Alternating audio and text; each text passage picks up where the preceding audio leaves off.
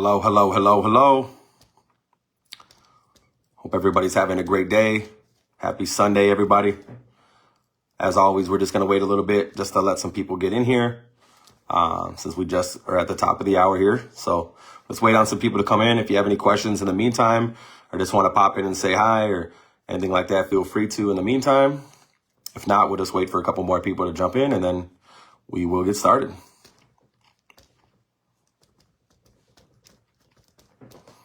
Hope everyone is having a great weekend. I know it's a little cold out there if you're here in Illinois. If you're in Florida, might be a little bit better.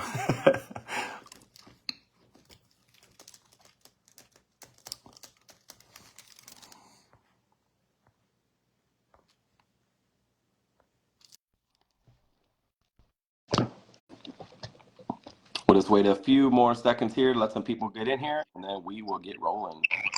What up? What up? Oh my goodness. Trying to get my phone to stay. So don't mind me. It doesn't want to stay, so we'll do this. Can you hear me good? Yep. I put the mic on so there was no sound issues. Perfect. Yeah, it sounds crystal clear. Good. Welcome, everyone. We're going to go over some creative financing. Me and my mentor partner, I don't know what I call him yet, Matt here. I know there's not too many people on here yet, but maybe you'll catch the recording. I'm Mary Jean, a serial entrepreneur. I've been self-employed for about 3-4 years now, I think. Have a cleaning business, commercial accounts and residential Airbnbs. I also do life insurance, a bunch of different things with that. And then an Airbnb business, mostly arbitrage. One of our homes is an Airbnb, but that's what I specialize in. Matt, if you want to kind of do your little intro. Yeah, so for anybody that doesn't know me, my name is Matthew Munson. I'm also a serial entrepreneur. I have many different businesses. I have a local fence and deck business right here out of Peru, Illinois. I also have a real estate acquisitions company, consulting company, and a courier business as well. And I also have a partnership with a general contracting business.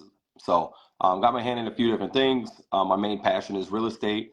I've been in that for about 4 years now, specializing in creative financing. Been on multiple teams where we've done, 6-figure months of wholesaling, creative and cash deals. So I have a lot of experience and a lot of knowledge in there. I've talked to plenty of sellers, work with a lot of distressed people, and in my consulting business, I just help people build frameworks. I do one-on-one coaching, mentorship, as well as kind of hand-holding a little bit more, direct call, direct access, as well as an accountability partner. And just 10,000-foot view of what I do. And that shows, I stress a lot on multiple streams of income. You want to have things that you're really good at, but you also want to have multiple streams of income because any day something could be stripped from you, right?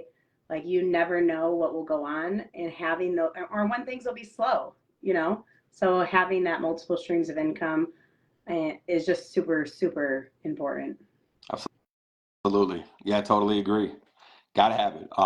One thing to keep in mind though is also when you first get started, it can be very overwhelming. Like, you look at us and you're like, oh, these people have multiple streams of revenue, it must be nice.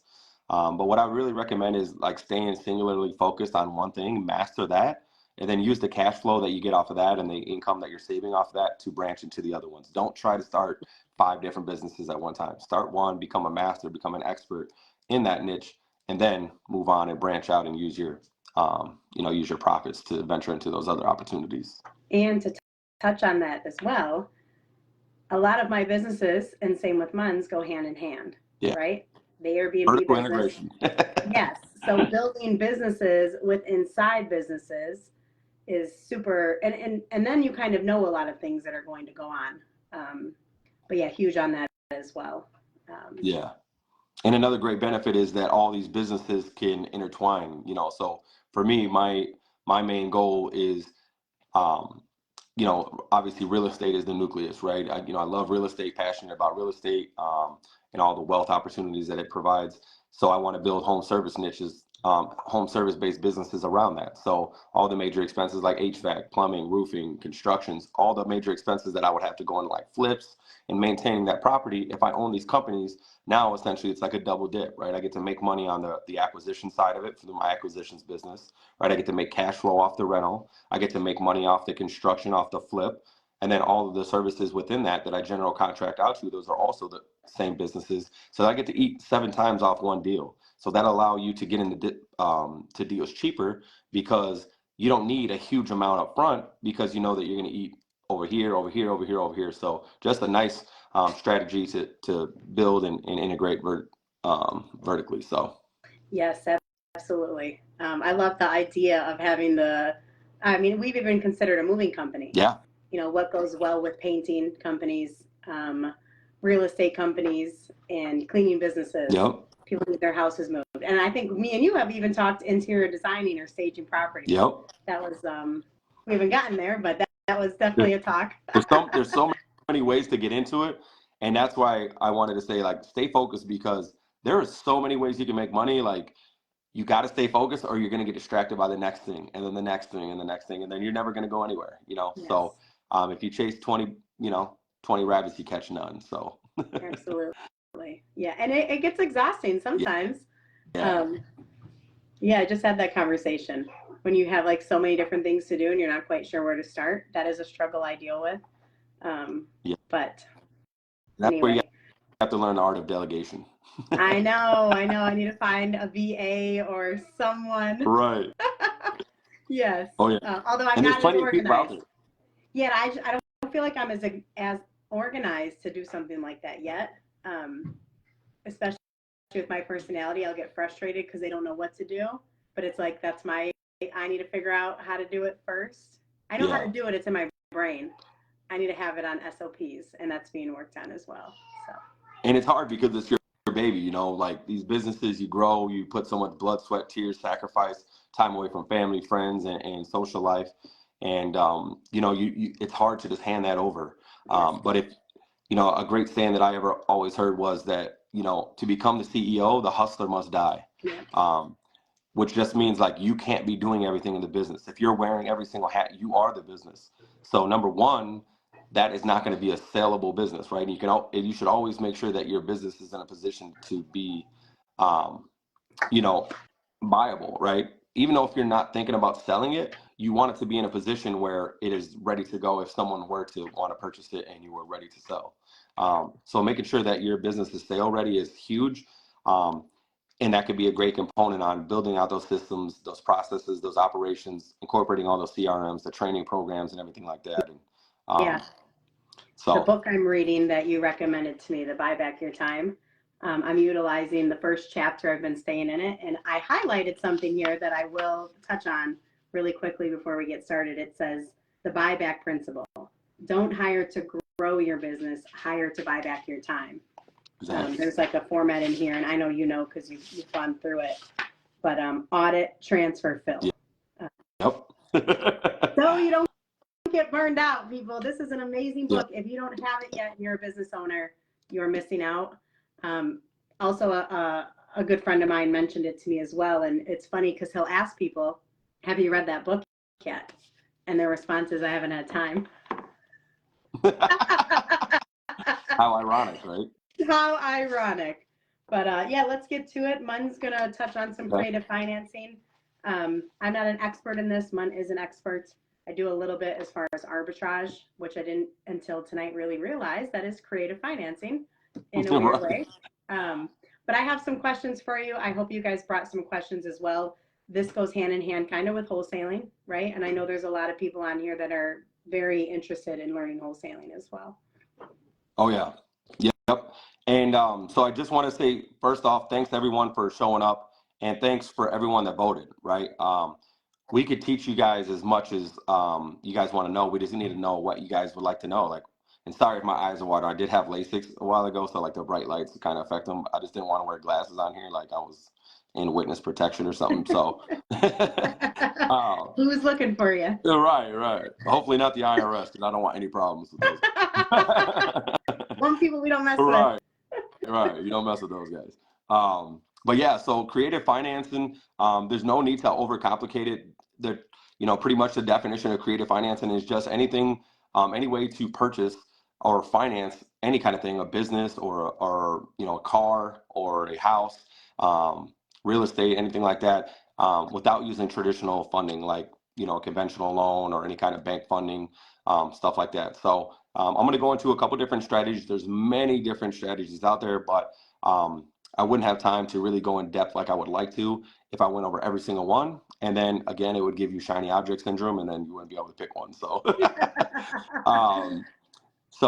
the first one I want to start it off is a very popular one. It's got very popularized over the last few years. You know, and thanks to even a mentor of mine, Pace Morby, he's really made it popular. Really, really great guy.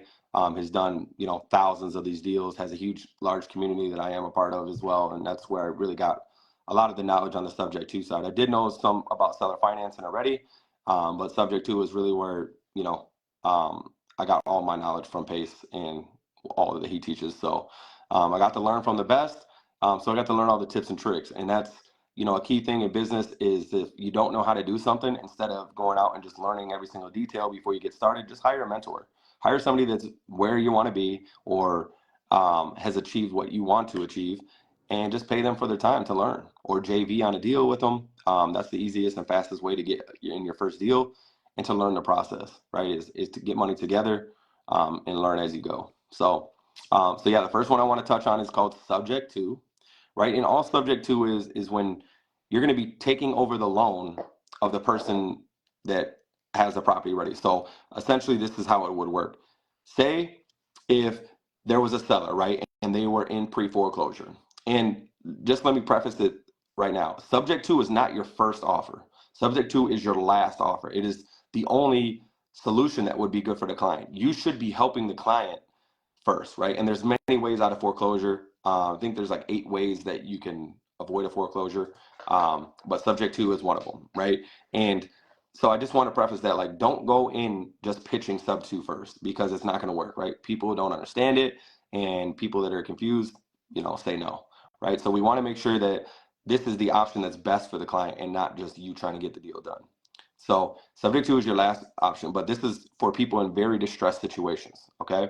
So, and it could also work for people that are not in a distressed situation, but have very low or no equity, right? Or negative equity, right? Or upside down, right? So for me, I like to go help people in foreclosures, and I also like working with VAs, VA loans with veterans, because a lot of times what happens with veterans is, they'll be assigned to a post or a base or whatever, and their assignment may change, and say they bought a house, they maybe been into it for about a year, and then their assignment changes and they have to move somewhere else, right? And now they just bought this house.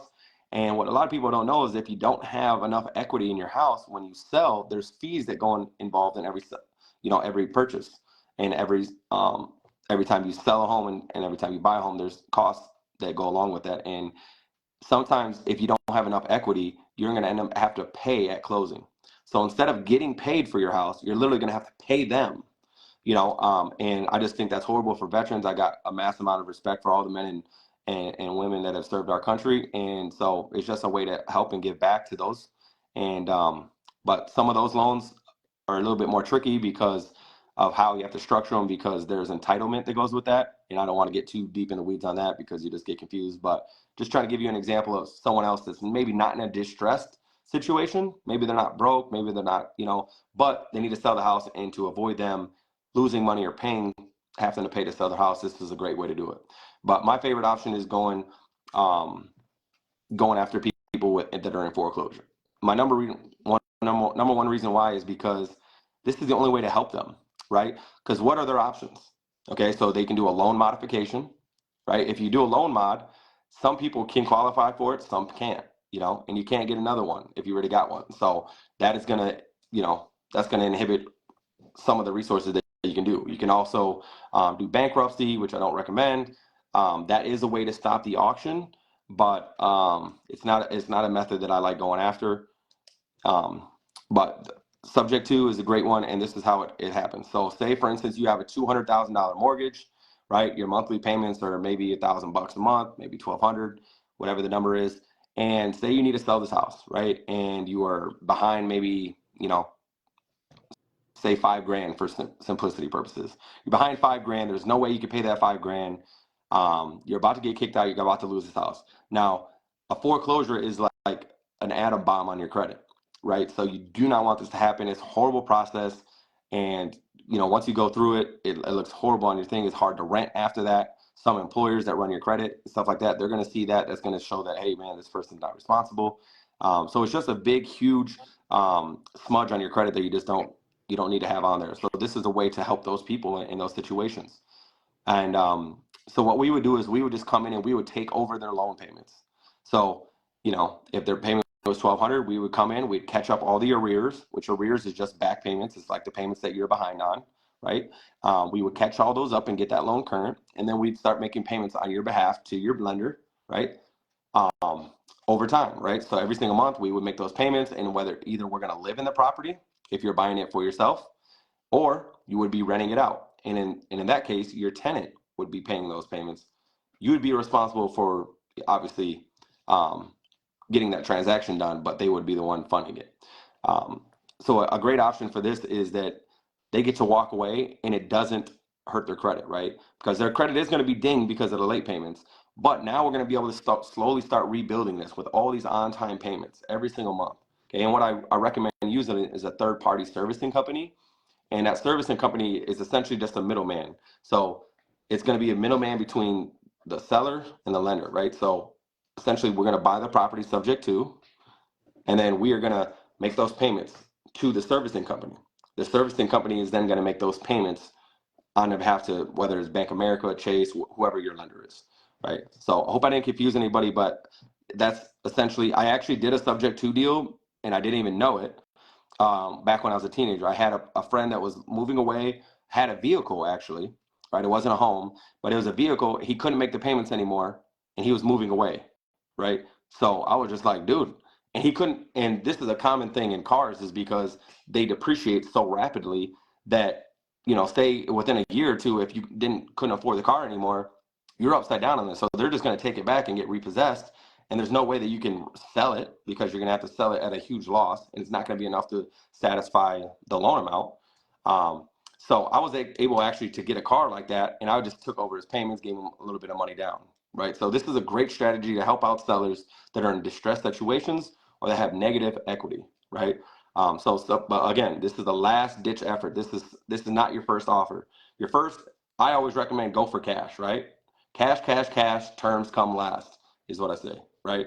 And so subject to, and there's different variations. You can actually do a hybrid as well. So say if you're in a situation where the person is behind, but they do have some equity, right? Maybe they got $50,000 or $100,000 in equity, but they are behind on their payments, right? So they are entitled to some money, depending on when you catch them in that foreclosure process is going to determine what that offer is, right? So there's a couple different phases. I won't get too deep into it, but I'll give you a quick overview, right? So once you become late, 30 days, they're going to start sending out notices like, hey, you're behind, just kind of like reminding you to make your payment, right? Once you get to 60, the 90 days comes, and now they're going to hire a trustee to go ahead, and they're going to be, coming after you to take back this home. They're going to start that process because the bank themselves is not going to take your house, right? The bank is not going to show up on your doorstep and say, give us the keys back, right? They're going to hire an attorney. The attorney is going to go throughout the entire process, foreclose on the home, set the auction date, all that cool stuff. So when that happens, once they are signed, you'll get what's called notice of lis pendens. And that just means that they have started this process. The legal process has been started. And then usually you're given an auction date. And then, so what's important is there's a couple different kind of sellers. So when you catch somebody in the first, like some people, as soon as they get that notice, they're like, all right, cool, I want out. I'll give the house back. Like, I don't want this, on my record. Some people will catch up their payments. Depending on like if it's tax time, some people utilize the timelines there and they'll use their taxes to catch up the arrears. But so you either catch them in the beginning or you catch them in the very end, right? In the middle, they're usually not doing anything. A lot of people, I don't know why, but a lot of people just think it's like a myth. Like they're not going to actually take my house, and they will. And I've seen it happen. And I've actually, and it's sad, because I've actually built relationships with sellers.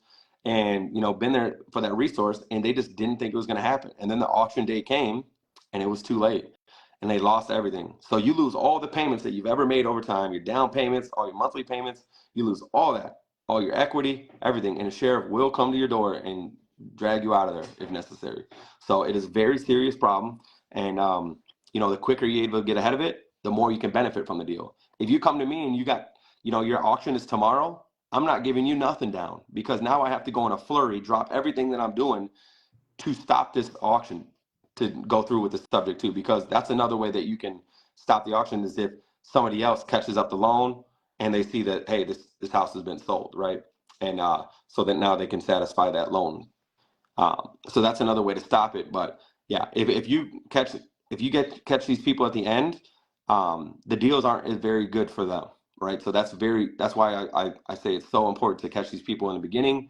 But if once you do, they're going to tell you no, they're going to tell you F off, no, I'm not in trouble. They're going to lie straight to your face, right? Because it's embarrassing, right? Especially as like a man, if you're losing your house, like you're the provider, now you're behind on your mortgage, now, you know, you're behind on your payments, you're about to lose your house. Like it's embarrassing. And some people, you know, they just kind of don't open up the envelopes, they just throw it out. I've had so many sellers just like, yeah, I'm just throwing them out, and, you know, not really paying too much mind to it. And yeah, you know, it's sad. You know, a lot of people don't know how to respond to it. But yeah, the sooner we can catch it.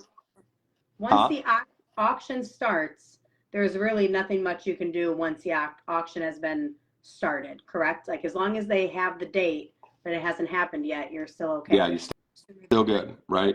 But if the auction has started, which from my understanding is it's kind of too late at that point, correct? Yeah, the only way, and I just want to preface, this is not how you want to do it, but the only way to stop it the day of the auction is if you're able to hurry up and start the bankruptcy proceedings. That would be the only last ditch effort, and I don't recommend that, but that is one way you can do it. But you would have to beat the auction. So it would have to be like an auction at like 3 p.m. or something. It'd have to be a late auction, because you're gonna have to go through the court, file all the processes, get all that, and then submit that paperwork.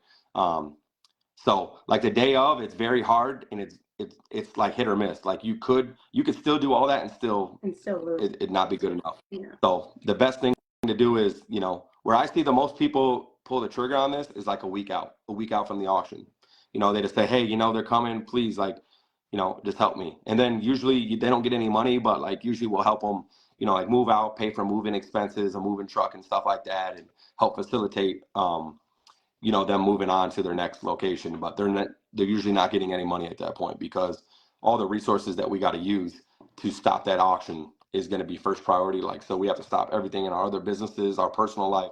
It's like a race against the clock. It's very stressful. And so, you know, we're not going to do that for free, you know, especially if we've been talking to you for the last 6 months. But so how would you, what's the easiest way? Like say you're sitting down with a seller, what's the easiest way, simplest way to explain it to them so they understand that this would be a good option for them? And I want you guys to also think of what Mun has said. I think he said it about 3 or 4 times. What is best for the seller? We should always be doing stuff with integrity, and at the end of the day, helping people first. So how would you explain to the seller in the easiest terms possible what subject to is? Okay, all I would say, it was very similar to a loan assumption. The only difference is I'm not qualifying for the loan, and that's the benefit for the buyer, right? What's the benefit for the buyer? Like I gave you all the benefits for the seller. Hey, we're stopping the foreclosure. They're going to pay out. They're not have to pay at closing. We cover all the closing costs. We cover all the expenses. They don't pay anything, right? So the seller has a lot of benefits if they're in a bad situation, right? For the buyer, where we benefit is by getting a loan. And usually these loans that we want to take over have low interest rates, right? So back in 2020, 2021, you know, they were giving out 3%, you know, even less than 3%. You know, mortgage rates. So that's what's really attractive to us. One, we don't have to qualify. We don't have to go through all the FHA inspections. We don't have to go through all this process and the loan qualification and submitting all the docs, you know. So that's why it benefits us. But if I was just giving it to in simplest terms, is that these payments, if they are not being made by us, your credit is about to be destroyed, right? So the easiest way to negate this from happening is to get someone to start making these payments. If you are physically or financially unable to continue to make these payments, I will come in and make these on your behalf.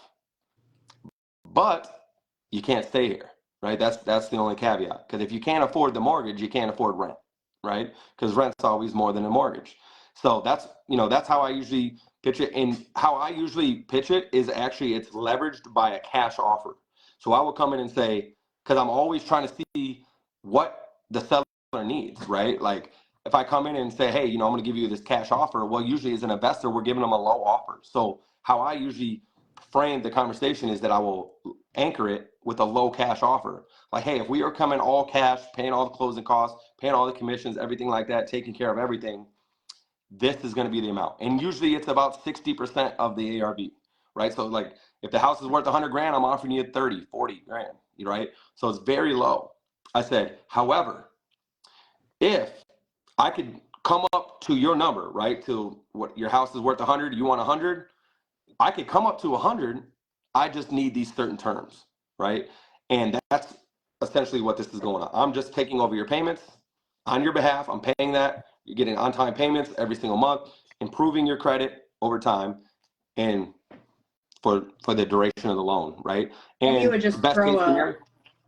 Sorry about that. You would just Yep. throw a renter in there because you can't go off and sell it, can you? No, you can't sell it. You would put a renter in it and a cash flow it, correct? Yeah. I mean, you could sell the house if you got it at a sweet enough deal, but if you paid like full value for it, like so essentially how the subject to process, it's just like a regular real estate transaction. It's a purchase sale agreement with a subject to addendum attached to it. Okay. Just saying, hey, I'm taking over this mortgage. I'm buying this house subject to the existing mortgage. And that's why it's called subject to, right? So just taking over your mortgage, just taking over payments. That's the only thing that's changing is like, it would just be like if you have the Amazon Prime account and you're ordering on Prime and you get behind on your account, I pay up all the stuff that you owed, and then I just put my credit card in there and remove yours. It's as simple as that. It's just I'm just putting my payment method in and removing yours. So that's another thing that you have to keep in mind. They are still responsible for that debt, right? But you are paying it. You're operating from a place of integrity, and you're making those on-time payments, and you're going to make sure and commit to doing that because these people are in a bad situation. And if you pitch that you can help them and do this, you need to. If you do sell the home, because you can wholesale these transactions. If you're new, I don't recommend it, right? Because if you're new, you're going to have commission breath. You're going to sell it to anybody that's going to buy it. And it may not be the right buyer, and then they default on the payments, or they don't know how to properly structure their business. And now you put this person thought they were at peace, so you finally solved their problem. They're not going through foreclosure, and now all of a sudden we're right back into foreclosure. Now their credit is taking another giant hit. So it is. I stress that if you're a beginner, this is not the strategy to do. Right? There's better strategies to do. But I would recommend if you are a beginner, buy a sub to deal. Like work with people that do subject to, and then buy those deals for your rentals because you don't have to qualify for those loans, right? Which also is a great opportunity because right on a conventional loan we can only get 10 in our name, right? And then our partner can get 10, but then you're maxed out at that. You have to start doing like portfolio lending and stuff like that to acquire more properties. With a subject to is since I didn't qualify and it's not in my name, it doesn't count against that. So I can own as many subject to deals as I want. Right. So that's what I would recommend if I was a beginner is to buy those, not to actually sell them, and just be very, very careful and know the person that you're selling to if you do. But yeah. Is there any questions on this, guys? I haven't seen much come through the chat. We will be moving on to, just for time purposes. Yep. I don't know if you're going to the next subject. I'm going to go right into seller finance. Yep. Yeah. We will give like 30 more seconds to ask your questions, and then we will move on. I think what I just took, my takeaway from that is you can have as many subject twos as you want, right? Then it's not your credit, it's not hitting your credit, it's not on your name. One quick question, because I have a bunch of questions, but that's just me. Who ultimately owns the house then? Because it's still a real estate transaction. Yeah. Is there an end point when you stop giving them money when they hit that 100,000, correct? Well, once the loan is satisfied, or say if it builds a bunch of equity over time, you could refi out of that and just pay off that loan, and then they're not on the hook at all. Okay, cool. But essentially, you own the house; they are still responsible for the debt. So Okay. they own the debt, you own the property. So you control it, you can Airbnb it, you can do whatever you want with it. You can do whatever you want with the property. They just are still responsible for the debt, but you're making those payments on their behalf. Okay. 2 quick questions really quick. I'll read them too because I got my laptop up. I know how hard it is on these damn phones. Okay. The first question is this different than the taxes? Cheney, I'm not quite sure what you mean by that. If you could reiterate that question just so we understand it better and can answer that correctly. Yep.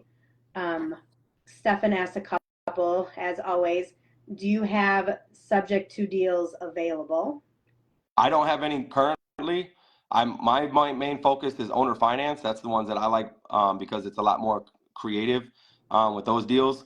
But yeah, I don't have any available myself, but they're definitely out there. And if you want to find them, looking up foreclosure opportunities, FSBOs, for sale by owners, contacting these people, kind of looking up. I got some software where I can look up people's mortgages and property information and stuff like that that I utilize to do that. But you can also go directly to the county, see who's behind. You're going to be looking at the list for notice of lists, LIS, pendens, PENDENS. That's how you're going to locate those deals there. And then one last question, then we'll move on. Okay. When can you sell? When can what? When can you sell? Like, when can you sell? Is there a certain time you have to wait to sell? I'm assuming. Well, you would just want to be able to. You would have to wait till that you could refinance out of that property or sell enough, or be at a point where you can sell it and satisfy that loan amount. Okay. So obviously the more, the longer they own it, the more equity they got in it. So, it could be a little bit easier depending on when you get it. But if they're very low to no equity, I would say at least a minimum of probably 7 to 10 years would probably when you could, refi out and pay off that mortgage, convert it to a conventional. Cheney finally answered, and I know a little bit about this because we've looked into it, and then we're for real moving on. Like when people get behind on their taxes, it's not really the same thing because usually they own the homes when they're behind on their taxes, right?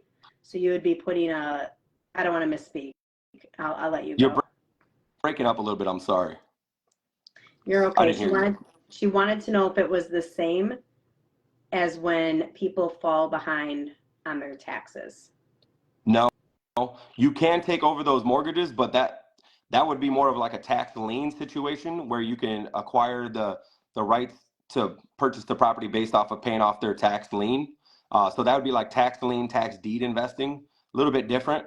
But if they were behind on taxes, you could do one, but that wouldn't be a reason that someone would really sell on subject to. Being subject to would be more a distress situation or negative equity. The tax liens is just a little bit different, because you can be behind 3 years on taxes and get depending on what your taxes are, get your get your W-2 taxes back and pay it all off. So, and there is a grace period there for the homeowners to do so. So a little bit different investing. That is a good strategy though. Oh yeah. Right? Yeah. Yeah. It's That's like a whole other subject. Oh yeah. We'll go into that a different day. Yeah. Tax deeds, there's a lot of money in that. Yeah. And it's one of the safest ways to get in and with very little money. So, all right. Moving on to my favorite is seller finance. Seller finance is very simple. It's just when you're upgrading the owner of the house from the homeowner to the lender. Okay, so they're going to be financing this transaction. Now, are they going to give you the money to buy this house? No. All they're going to do is they're not going to require you. So say if the house is worth 200 grand, they're going to say, okay, I'll sell it to you for 200 grand. They're going to say, this is the interest rate I want. This is the down payment I'd like. And this is the duration of the term of the loan that I would like. Okay, so my first property that I ever bought was on seller finance. And maybe that's why I'm a little biased, right? So I was marketing 2 foreclosures, and I won't go into the whole story because it is kind of long, but it was a foreclosure situation that wasn't supposed to be. It was a bad record. The lady's husband died, but she had the money. So I helped her out, asked her, hey, is there any other properties that you'd be looking to offload? She said, yes, there is this one that I consider selling. And just, again, from leading with help, I tried to help this lady, couldn't help, I helped her get out of that foreclosure because she just had to pay it off. She just wasn't aware of the account that her husband had. And so I helped her. And then she's like, how could I thank you? I was like, oh yeah, no worries. I'm just glad that, you didn't, because this lady was like 76 years old. So it's like, you know, uh, it would have been horrible if she would have been displaced out of her house, and she had the death benefit, and she also had, inherited everything that he had. So she was not low on income at all. Um, so I was able to come in and I would just say, I'm pretty sure your husband, he left you this duplex, so that you could have like, the passive income, the mailbox money without actually having to go out and work. But, he didn't want you to inherit all the problems, like the leaky toilets, all the midnight calls and stuff like that. And that was one of the things that she had stressed, like as we were talking and building a rapport, is that, she's like, yeah, I just don't know how to do. She was a stay-at-home mom her whole life, literally never worked a W-2 job ever. She just raised kids, and luckily her man was the breadwinner and held it down. So she was just not accustomed to this at all. He took care of everything, and then unfortunately he passed. So she was left to do that, So knowing that she didn't necessarily need the money, she just needed that. She liked the passive income that it created, right? So that's why seller finance is such a great deal. So when I came in, I offered her $450,000 for the property, right? And this is how I structure it with seller finance. The cool thing about the seller finance and why I like, because you can literally create a deal out of thin air, right? But you have to lead with help first, because until you figure out what the seller needs or wants, you can't make that a good deal, right? Because who is going to just sell it to you on seller finance, right? That's the main kickback. Why would somebody fund the house? Like, why would somebody give me their house and let me just make payments over time?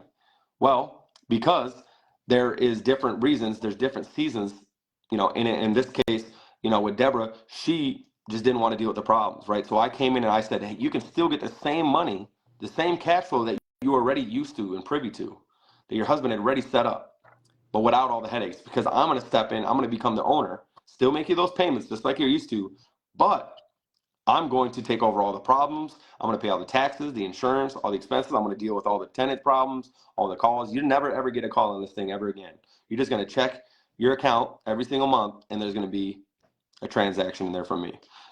So the cool thing is how I structured this deal is because, and the old lady she was kind of like a shark a little bit, So this kind of, she kind of surprised me because she was like the sweet old lady.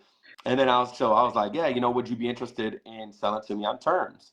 Right. And all terms is just, just basically what it says, like terms, you're structuring the down payment, the interest rate, the amortization schedule, payoff date, all that cool stuff. So that's what really matters to me, right? Like, I don't care really what I pay for the property if they'll finance it, as long as I got the terms that I want. Because my number one job, there's two things that I care about: the down payment, okay, and the monthly payment, right? Because the down payment, how much money I got to come out of pocket, right? And then the monthly payment is because I need to make sure that there's still cash flows. And that's what I explained to her. Like, to make this deal make sense, I can literally pay you whatever you want. I just need to be able to get the terms that I need, right? And if we can agree on that, then this is a home run for both of us, right? Win-win. And that's what happened. So essentially, she wanted $420,000 for this duplex. That was, that's what she really wanted. So you're probably like, what? Why the heck did you pay this lady $450,000, right?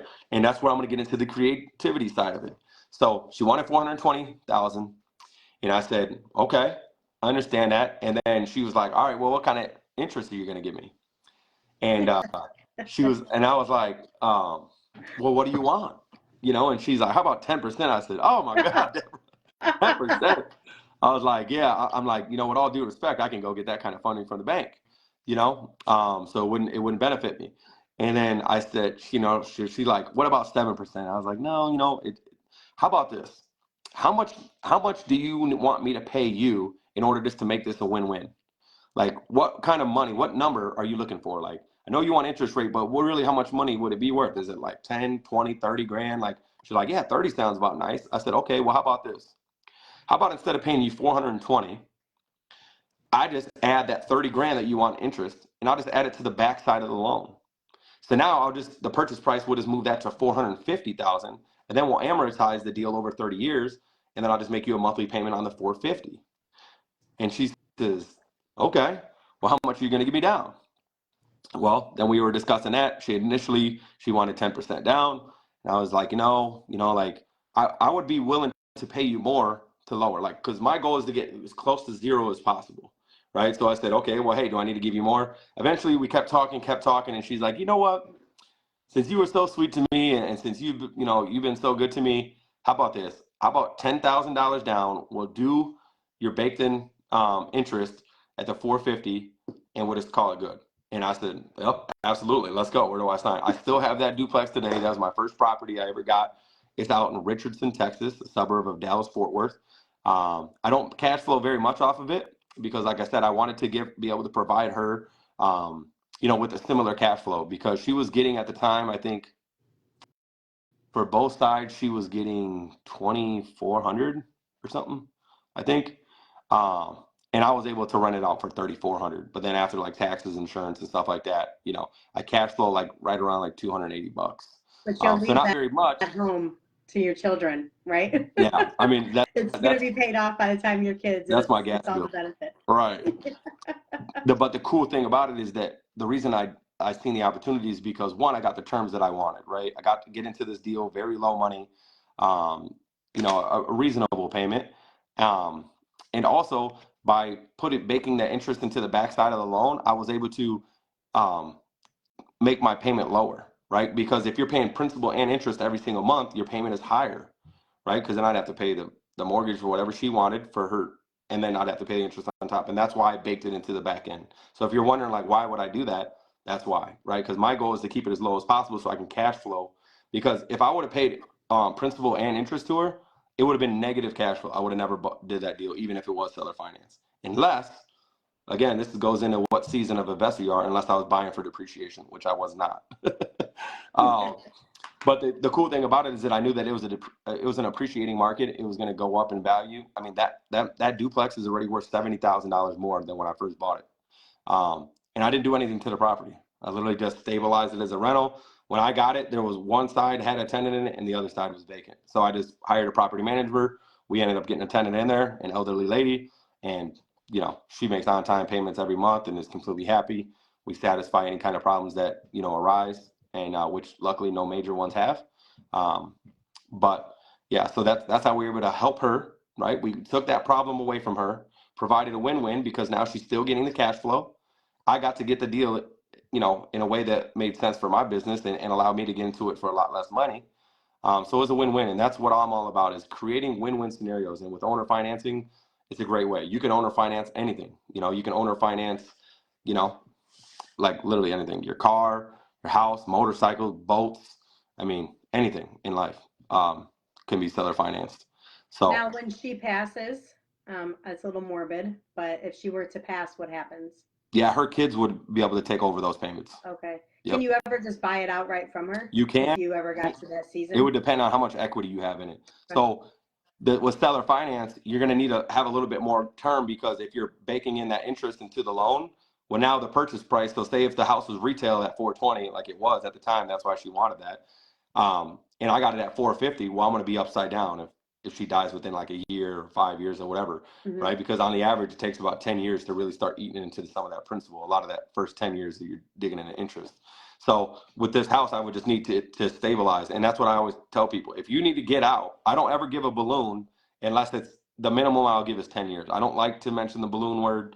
I never bring it up. But if they bring it up to me, I'll always just tell them, hey, I'll give you a balloon, but only under the condition that if at the time that you want the balloon, to mature, you want me to satisfy that payment, the property has to be able to be refinanced. And if it isn't, I need to be immediately granted access to, an extension.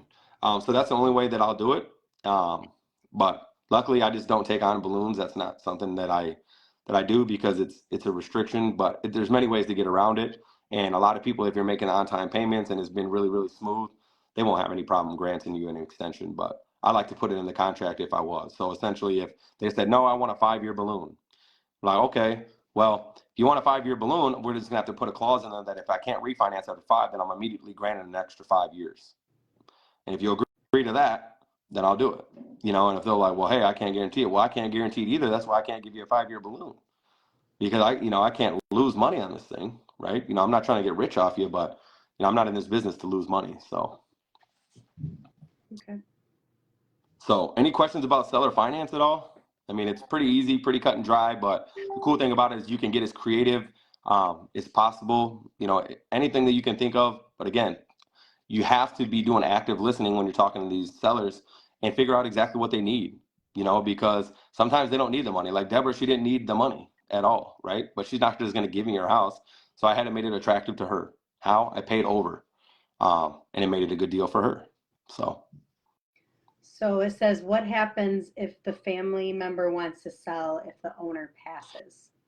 Well, they can't because they're going to have to honor that contract that me and the original seller had in place. So if they want to sell, they can come at me and say, hey, you know, I would like to, you know, sell the property, but I own it. So they can't make me sell it. They can't force the balloon payment, you know. So Right. on a seller finance, I own the property. She's just the bank. So unless I didn't make the payments, she has no, you know, they have no control over it.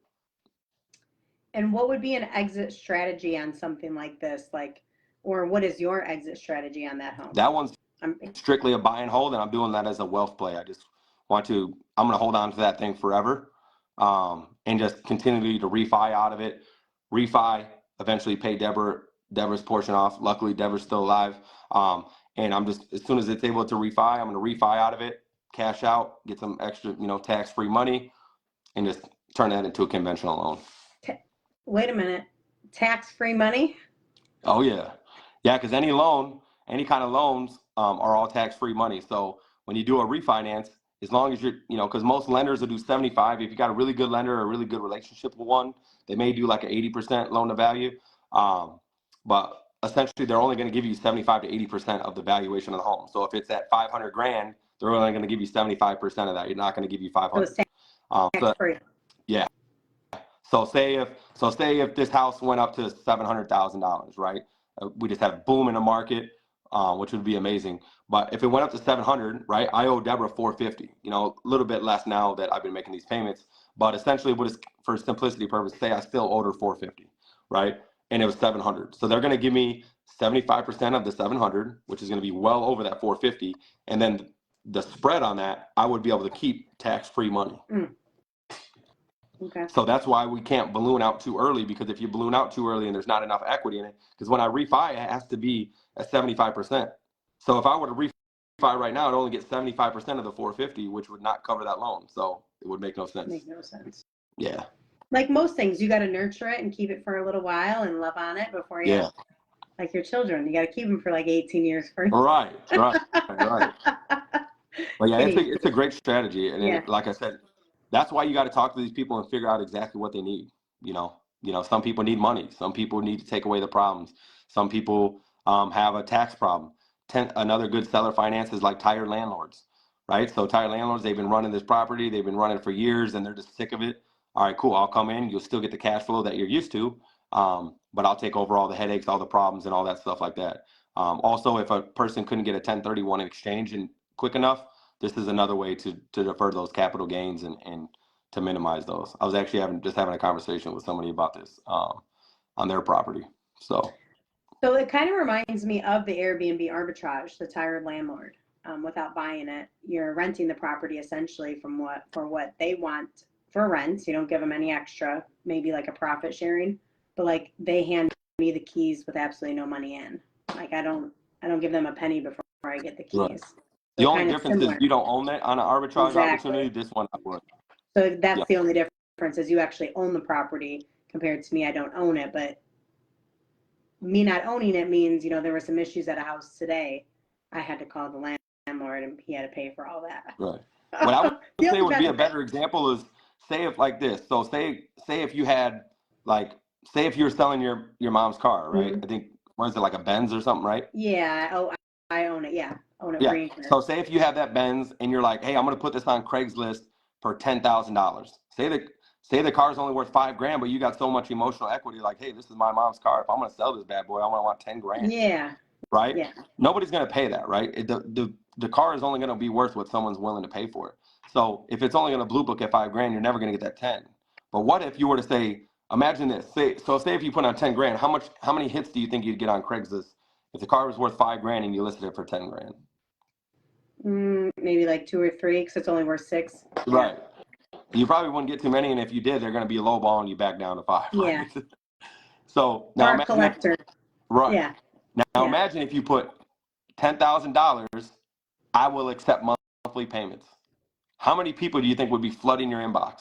So that's the same. It's the same exact thing. Hey, I'm just taking monthly payments instead of the cash up front. So obviously there needs to be an incentive for the seller, which in that case you would be getting more for the car, but you'd be paying payments because you are taking on risk now of them making the payments or not, and then you'd have to go through the, the foreclosure process on it and everything like that. So you're going to need to be compensated for that. Right. So that's what I would say would be a better example is if you were to sell something on payments that you would have to take less for if you just got a traditional cash offer. Okay. Yeah. Does that make sense? Yep. Awesome. Any other questions, guys, before he moves on? We'll probably end up going a little bit over. Right. Maybe like 10 minutes over. More about the other one I'll be left. quick on because it's not as in depth, but yeah. Okay. Is there any other Doesn't questions? look like there's any other questions are popping up. And if you have any about subject 2, again, I know it's very tricky. That's why I don't recommend it for newbies, but it's a very easy strategy once you understand it. But anything on seller finance subject 2 so far? If not, I'm going to move right on to lease options. You're looking good. So lease option. Okay. Lease option is another great way if you own the property. You could also buy it on this way, but I think the best way is to sell these. But you can buy it. And how this benefits, like who would be, privy to want a lease option deal, right? Is going to be someone that's still in the credit rebuilding stage. So essentially what a lease option is that you're leasing the property or renting the property with the option to buy it at a later date. So say if Mary Jane, you had a house for 300 grand. I tried to get qualified to buy this thing and I couldn't do it. My credit was jacked.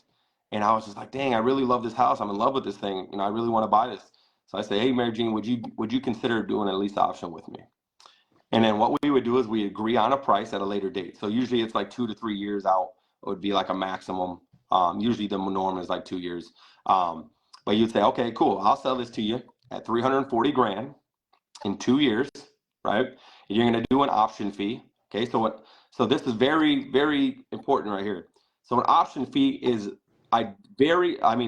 similar. It's like a down payment's twin, but it's called an option fee. And if you mix those two terms up, it's legally not good, right? You can definitely get sued for that. But so an option fee is only, I'm putting down money, and it's usually not as large as a down payment. It's a lot smaller. So it could be like 2,500, $3,000, just something to have some skin in the game. You're just saying, hey, here's 2,500, let you know I'm serious, that I want to buy this, right? And then I'm going to be paying you rent every single month. And then at the end of that lease term, so say if it's 2 years, at the end of the lease term, I have the option to exercise my option to buy or not and walk away and say, you know what, actually I lived in this thing, and I don't really like it. I'm going to move on. Another thing, like for investors, if you buy a house on lease option, you have, it's pretty much like an Amazon free trial, right? So you're going into it, you're like, hey, I'm going to put this option fee out there, see if this is a good market, especially like if you're testing markets, you can get in, kind of get it rented out like, you know what, actually this doesn't serve me. I don't like this market. It's not what I thought it was. And now you just say, you know what, I'm not going to exercise my right to buy this thing. I'm going to check out, right? Okay. So the option fee is non-refundable. Okay. So if you do not exercise your option, you lose the money, right?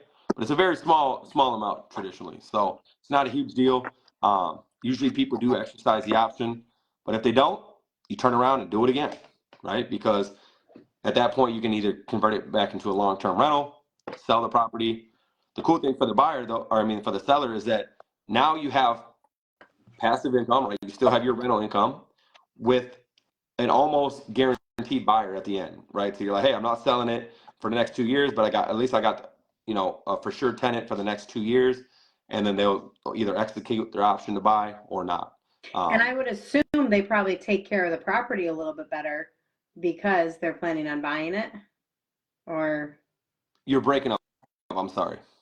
I said I would assume that they're probably taking better care of the property as well then because they're planning on buying it. Well, the owner is still on the hook because you're not technically buying it. You're still a renter at that time. Right. So that's the cool thing about it too. You're not adhering all the expenses of the house. You'll be able to see the little nuances like, oh damn, it's a leaky toilet or bad electrical. you'll be able to pretty much test drive that property, and the owner still has to, you know, cover all the repairs and all the maintenance and stuff on it. Okay. So you're pretty much just being like you're just like if you were to move into a regular house and rent it, but you have an option to buy it, you know, and it's locked in. Kind of reminds me of a rent to own. Similar. Right? It's similar. Yeah. Okay. It's kind of similar. Yep. But this one, you have the option to buy and a rent to own. They usually inflate the price, and then you just rent, and a portion of the rent goes to it. This one is that at the end of the lease term, which would essentially, like for example, 2 years, you would either have to buy the property, or, you know, do another lease, or move out. Okay. Yep. So that's the only difference.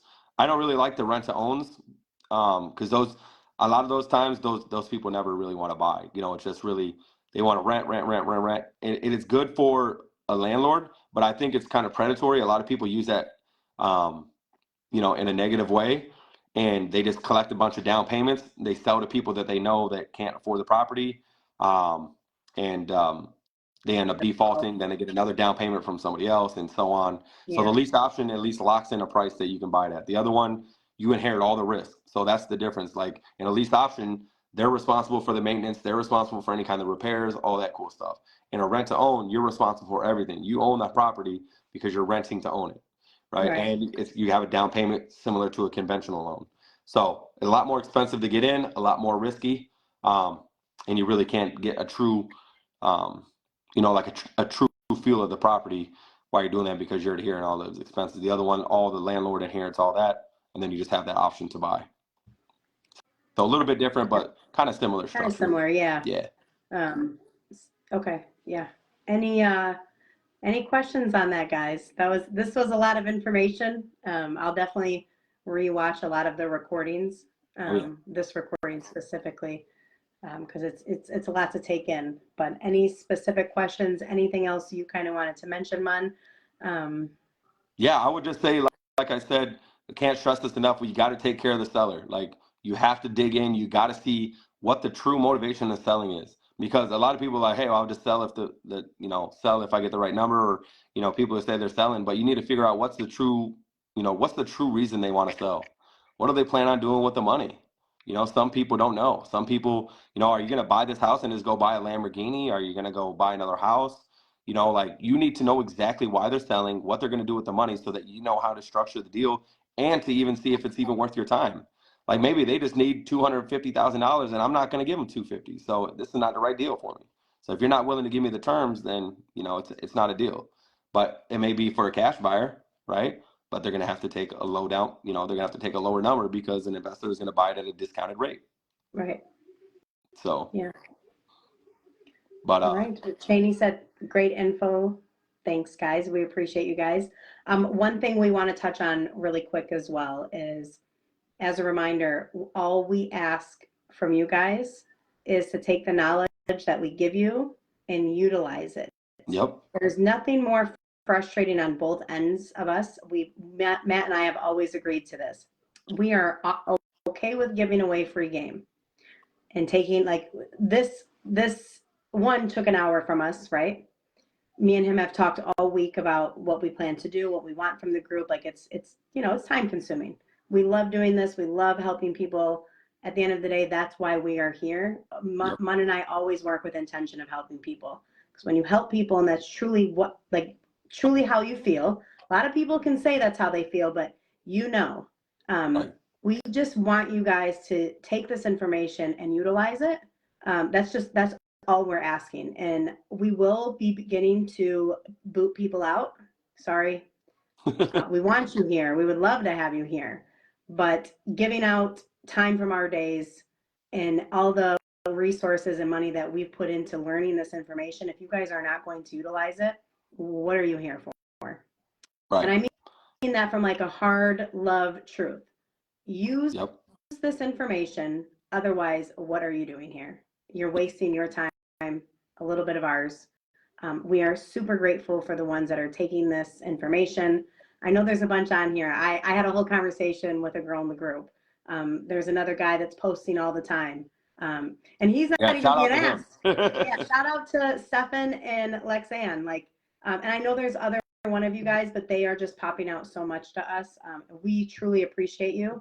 Another thing that we have spoke about is once we have the most active ones, who would love to come on live with us and ask us these questions one-on-one and get a little more, we're not going to go too in depth, right? We're not going to spend hours on here, but like have like that one-on-one and how we can help you with what, struggles you're going with. I know we've kind of talked about that a little bit, Mun, but Yeah. do you have anything to touch on really quickly before we kind of hop off here? Yeah, I would just like to say, just to touch on what she said, it's very important to take action. Like I've talked to a bunch of people in the group and we've given out, everybody's like, hey, I need budget help. I need this kind of help. And we give you the help. And then I'll follow up a week later, like, hey, did you get your budget? And it's like, oh, no, I haven't done it. Or, hey, are you doing any kind of time tracking? No, I'm not doing it. It's like, well, it just kind of sucks because like we're pouring into you. Like we really want you guys to win. We want you to succeed. We want you to be successful. But knowledge is power, and that's we grew up here. Knowledge is power, right? But it's powerless without action. You can learn everything, but if you don't do anything with it, I mean, what good does it do just to know the information, right? You have to put some kind of action behind it. So, we're not trying to be mean. We're not trying to like feel like we're holier than thou or anything like that. And like, hey, we'll kick you out. It's just like you're doing a disservice to yourself and your family by not taking the action, right? Like we're giving you free game. I've spent personally over $35,000 on mentorships to learn this stuff, and I'm giving it to you absolutely free. So it's like if you can't even take any action from it, I mean, that's it's crazy. So please just get in, engage, ask questions. The more questions you ask, the more value you get. If you're just sitting around like a fly on the wall, you're not going to get anything. You're not going to make any results. And and I understand that this group is free, so anybody can join. Anybody can get involved. I mean, we've literally probably declined 150 members that try to join this group because they wouldn't even answer 2 questions. Yeah. Like we're gonna give you all the free game in the world, and you can't answer 2 questions. Like that's just crazy to me. And like if you're not gonna if you don't value my time, my expertise, my I'm taking time away from my family. I'm taking away time from my businesses, taking away time from my personal life to give this value. So please do something with it. I want to see you guys. I want to celebrate your wins, your successes. I want to win with you. I want to be your biggest fan. But if you're not doing anything, you're doing yourself a disservice. So please, if you can, we don't ask you guys for anything at all except for feedback and for for you guys to just take action. And it's because we want you to win. We truly want you guys to be successful. We don't need to do this. I have my own consulting business. I work with clients and help structure their businesses, do one-on-one. I could, I'm giving out a lot of game that they pay for, and I'm giving it to y'all for free. So please just take action. We love y'all. We want y'all to win, right? We all a family here, but sometimes family needs a little tough love, right? So if you ain't doing nothing, and this applies to you, it ain't nothing personal. Just start taking action. We want to give you the kick in the butt so you can start winning, so your family can thrive and be successful. And if it feels any bit of personal, that is a good thing. If it feels any bit of like we're kind of speaking to you right now, really take it and listen to what we're saying. People tell me all the time things I don't want to hear, and sometimes that's what I need to hear. And when I was first getting started, my mentors had to kick me in the butt, right? Because I was guilty of the same thing. They're like, dude, why aren't you not getting on the phones? Yeah. Like, why aren't you dialing, bro? Like, and I was just like, man, I don't know, I'm scared, like, I don't know, so it just, we have those little mental blocks sometimes, and just know that it's normal, right? But that's why we love y'all, right? And love don't lie, right? So if we loved y'all and we wanted y'all to win, we'd be doing you a disservice by not telling you like, hey, how important it is to take the action. Because your life is never going to change if you don't do anything about it. If nothing changes, nothing changes. So you just, you got to do something, right? If you keep doing what you've been doing, you're going to keep getting what you've been getting, period. So if you want to change your life, you're serious about it, interact with the group, get in there, ask questions. There's no shame. It's a safe space. Like nobody's screenshotting this stuff. We're not even putting anything on our Facebook. We're not sharing anything of anybody's personal stuff at all. We're just truly just giving back, just giving value. So just please take this and run with it, And if you need some accountability or a partner, guys, I struggle too. I truly do. I get life is busy. I get there's things that come up. I talked to Mun before this live, and it's like, man, I'm like, got to talk my way into getting into this life. I have some not personal things going on. I have some business decisions going on that are really, really affecting me personally. But being consistent, doing something that I said I was going to do, just even when you don't want to do Yep. it. But if you need accountability, I am here. I got Mun and I bother Mun all the time. He's probably like, someone come help me with this No. girl. But even if it's just accountability, I'm here. Matt's And here. we don't mind. Yeah. Like truly, if you ask me questions and then I see you doing the action, I will give you all the game. Yeah. But if you constantly come with questions and I constantly see you not doing anything with it, you cut off. Yeah. I'm not giving you no more free game. Hey, pay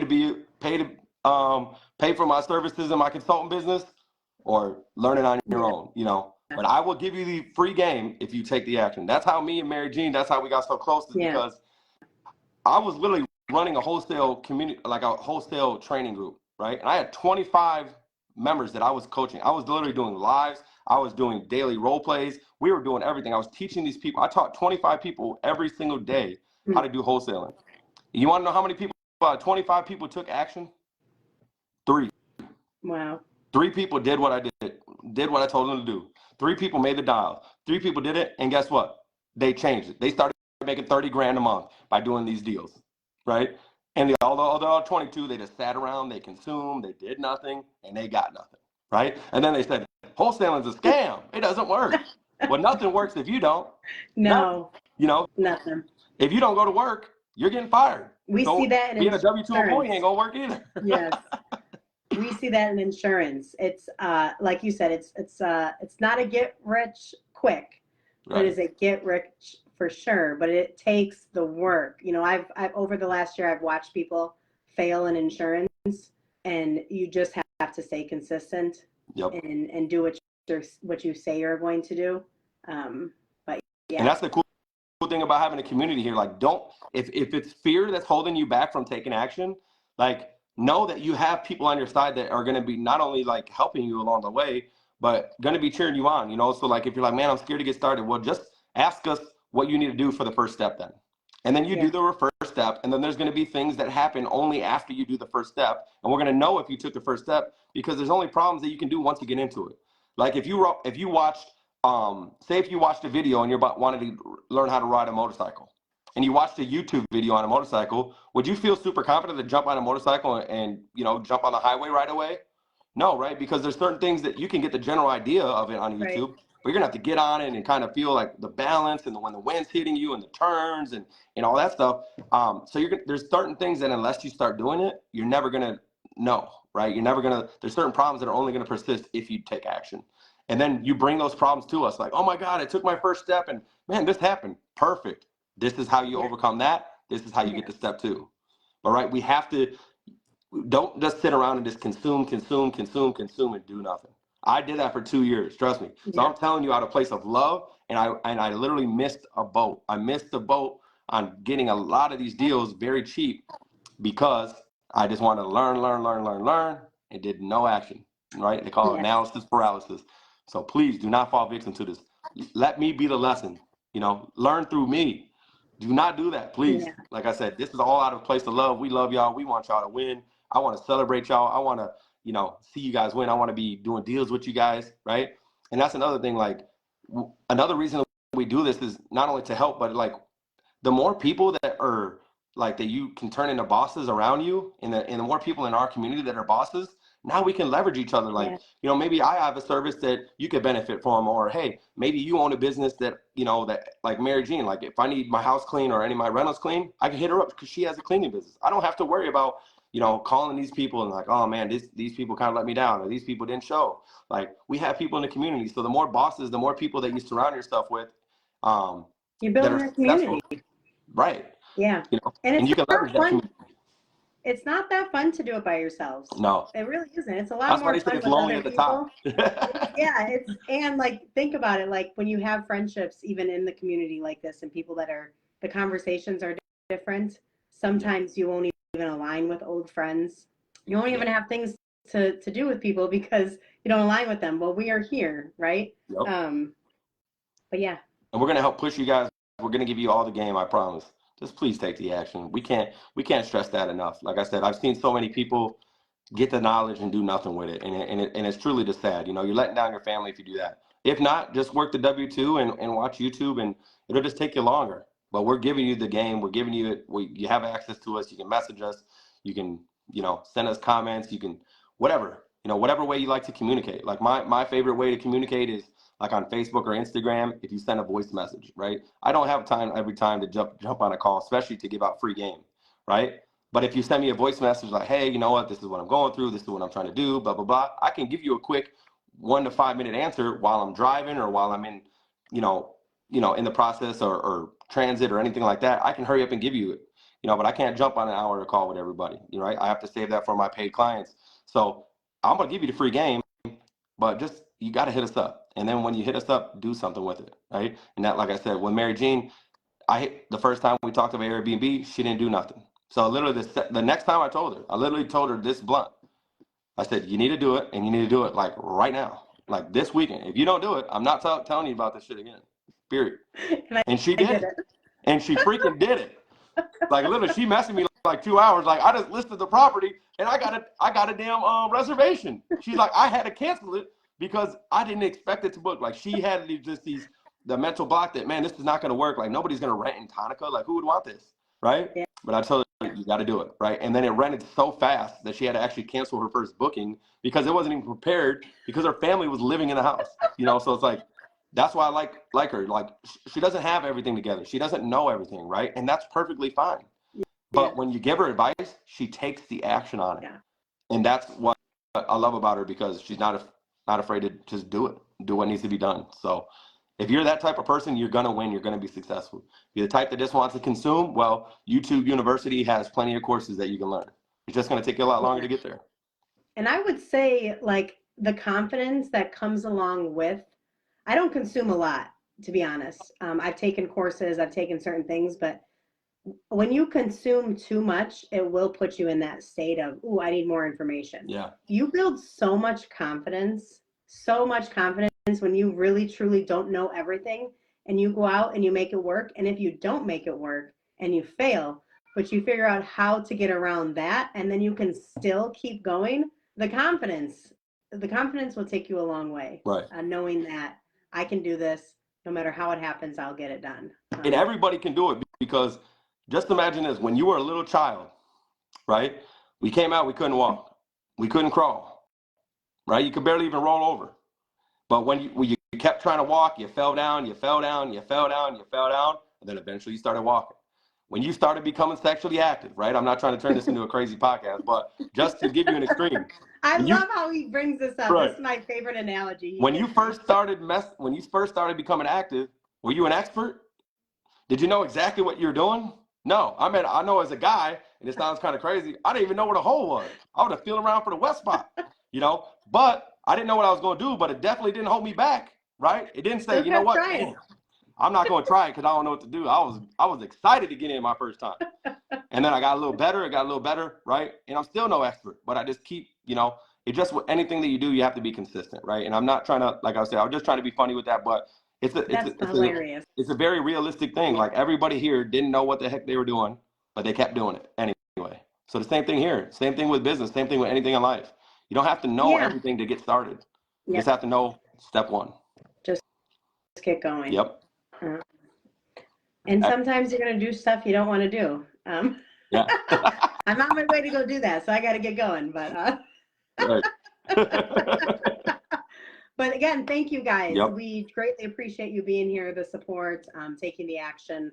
Message us however we can help you. It is better, though. We were also speaking on this. This is the last thing I promise. Ask the question in the Facebook group, whether you have to make a post. Maybe we'll create a thread. I won't be able to get to it tonight. A thread of questions, because if you're asking it, and we don't mind, like Matt said, doing the quick little voice message back to you. But if you're wondering those questions, I'm sure there's others that are wanting to know that information. It's just much quicker for us and takes less time for us to answer it in the group. And maybe we don't know the answer, but maybe someone in the group will know it. And if we don't know it, I can guarantee you we'll go out and find the answer. So please utilize this group. This is a way for us to reach so much more people. The one-on-ones will come later. But anyway, what I would like to do with this, your biggest takeaway, please in the chat or in the replay or whatever, write your biggest takeaway and what you learn the most, and like your wow moment. Okay. And I know That Mary Jean has to go, but I'll stay on 5 more minutes. If there's any questions, if anybody wants to know anything, I'll stay on additional 5 minutes to answer any of those questions for you. yes. If there is no questions, I'm going to roll too, but I'll give you guys that opportunity to ask questions. I know we talked about a lot. We touched on a lot. Like if you don't know where to get started, please ask these questions. I'll even, once Mary Jean leaves, if you want to go on and ask the question, I'll send you an invite. You can join the live and you can ask live action. But yeah, I gotta go. My boss is freaking working me to death. Freaking crazy, but doing the stuff you don't want to do. Anyway, thanks guys. Thanks, Matt. You're amazing. Really, guys. And I know I say like I'm a broken record here. Utilize Matt. Matt can give you so much advice, not only in business, but on like personal decisions and what. Matt is my go-to. I have about 3 people I go to, and he's one of my very first calls. I try not to bother him too much, but he will give you advice. He won't tell you what to do. He'll just, I'm still going over what we went over the other day, but utilize him, guys. Please, please, please, please. Love you all, and I'll see you next time. Bye-bye. So yeah, I'm going to stay on here for a few more minutes. If you guys have any questions, please drop them in the chat. I'll try to get to all of them. And yeah, I just want you guys to build that confidence to get started and to get moving in the right direction. So if you guys got any questions, please drop them in. If you need any further clarification, whatever you need, please drop it in there and let me help you.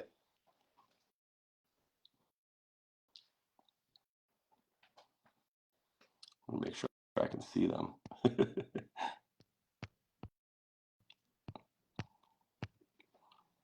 Anybody got anything here? If you don't have any questions, no worries. Just want to give people an opportunity in case they did. I don't want to miss anybody here. I'm trying to look on here to see if I see anything here.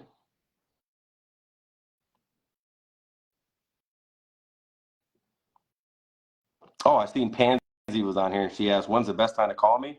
You can call me tomorrow around 9. You can give me a shout.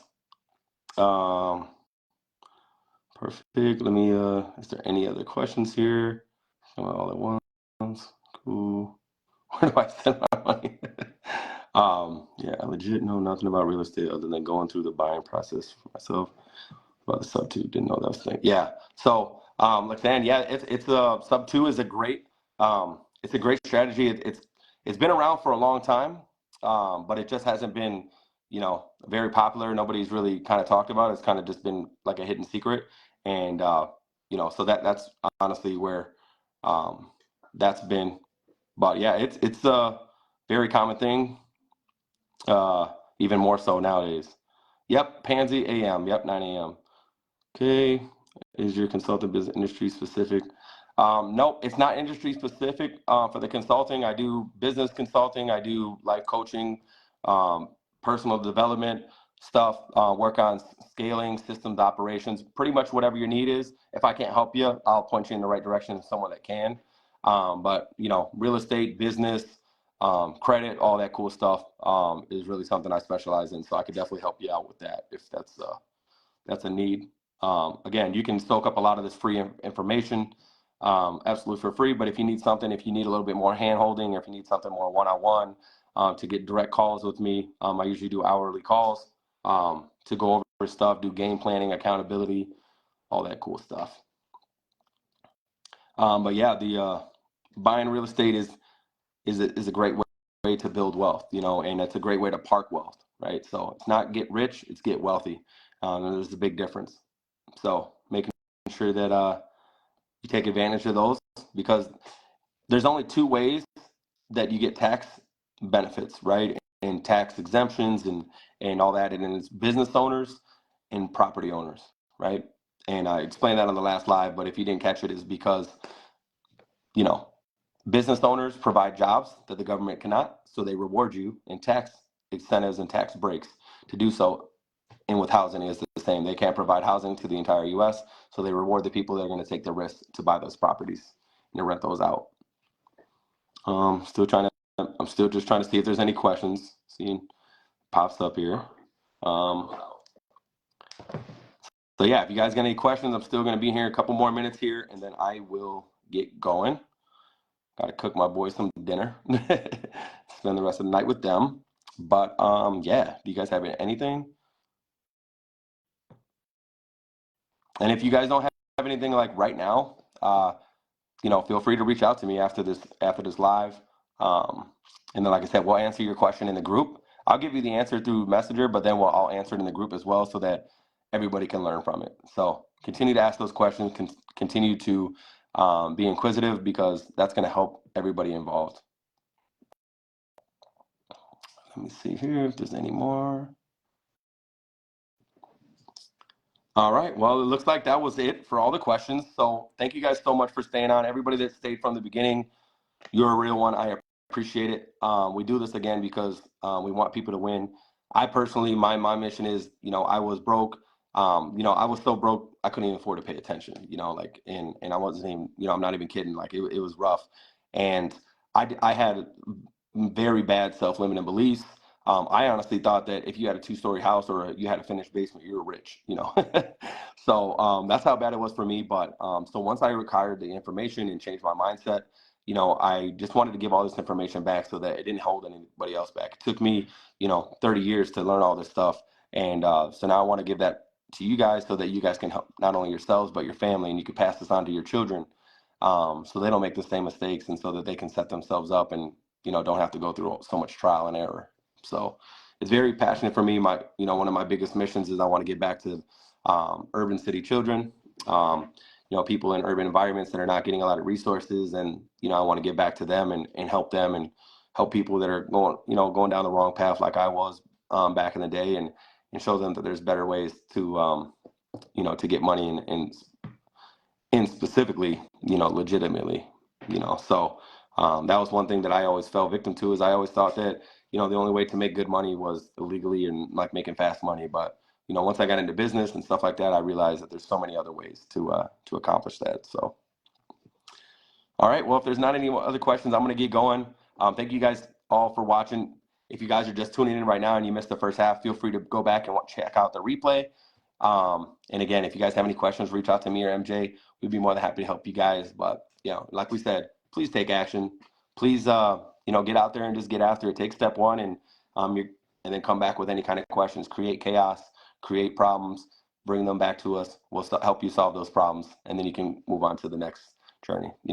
Entrepreneurship, it is hard, but it is worth it. And together, it makes it a lot easier, having that team and that community around you. So that was one of the main reasons that we built this community, because we just want to give back. We want to help you guys, and so you don't make the same mistakes that we did.